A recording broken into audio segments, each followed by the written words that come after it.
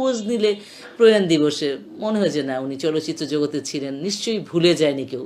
কবর খোঁড়া হয়ে গেছে শাহজাহানপুরে, দিতে দেয় নাই।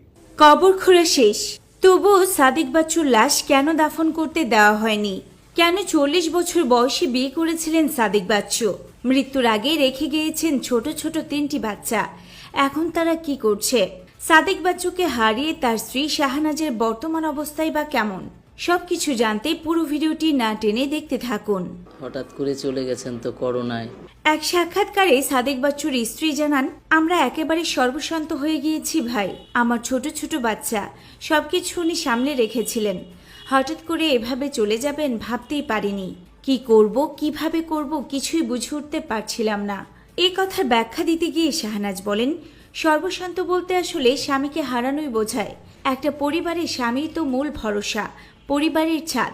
সেই ছাদ যদি সরে যায় তাহলে আর কিছুই অবশিষ্ট থাকে না।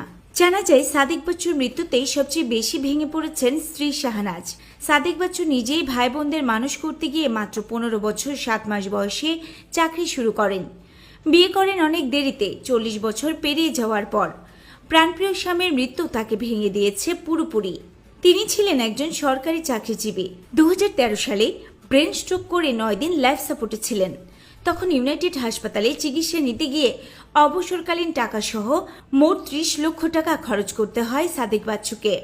এই অর্থ তার অবসরের প্রাপ্ত অর্থ থেকেই পরিশোধ করা হয়েছিল।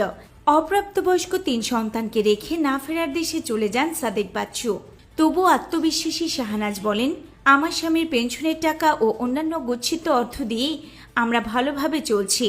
আমার 3 সন্তানকে মানুষের মতো মানুষ করে তুলতে চাই, ওদের জন্য দোয়া করবেন। তিনি আরও জানান, আমার 3 ছেলে মেয়ে মাশাআল্লাহ সবাই ভালো শিক্ষা প্রতিষ্ঠানে পড়ে। 3 জনই পড়ছে মতিঝিল আইডিয়াল স্কুল অ্যান্ড কলেজে। আমি সুন্দরভাবে সংসার চালিয়ে নিতে পেরেছি, কারো আর্থিক সাহায্য লাগবে না। শুধু চাই আপনারা আমার স্বামী আর সন্তানদের জন্য দোয়া করবেন। প্রসঙ্গত, করোনায় আক্রান্ত হয়ে 2020 সালের 14 সেপ্টেম্বর সাদিক বাচ্চু মারা যান। তবে তিনি করোনার লাশ হয় দাফনের সময় তার পরিবারকে ভোগান্তির শিকার হতে হয়। কবর খোঁড়া শেষ হলেও স্থানীয়রা তাকে দাফন করতে দেননি। পরবর্তীতে জায়েদ খানের সহযোগিতায় স্বামীর লাশ দাফন করতে সক্ষম হন শাহনাজ। তো ভিউয়ার্স, সাদিক বাচ্চুর অভিনয় আপনাদের কাছে কেমন লাগতো তা অবশ্যই কমেন্ট করে জানাতে ভুলবেন না। আল্লাহ তাআলা সাদিক বাচ্চুকে জান্নাত দান করুন, আমিন। ভিডিওটি ভালো লাগলে লাইক ও শেয়ার করুন। নিত্য নতুন আপডেট পেতে পেজটিতে ফলো দিয়ে সঙ্গেই থাকুন। ধন্যবাদ। আজ এ পর্যন্তই, দেখা হবে পরবর্তীতে নতুন কোনো ভিডিও নিয়ে। আল্লাহ হাফেজ।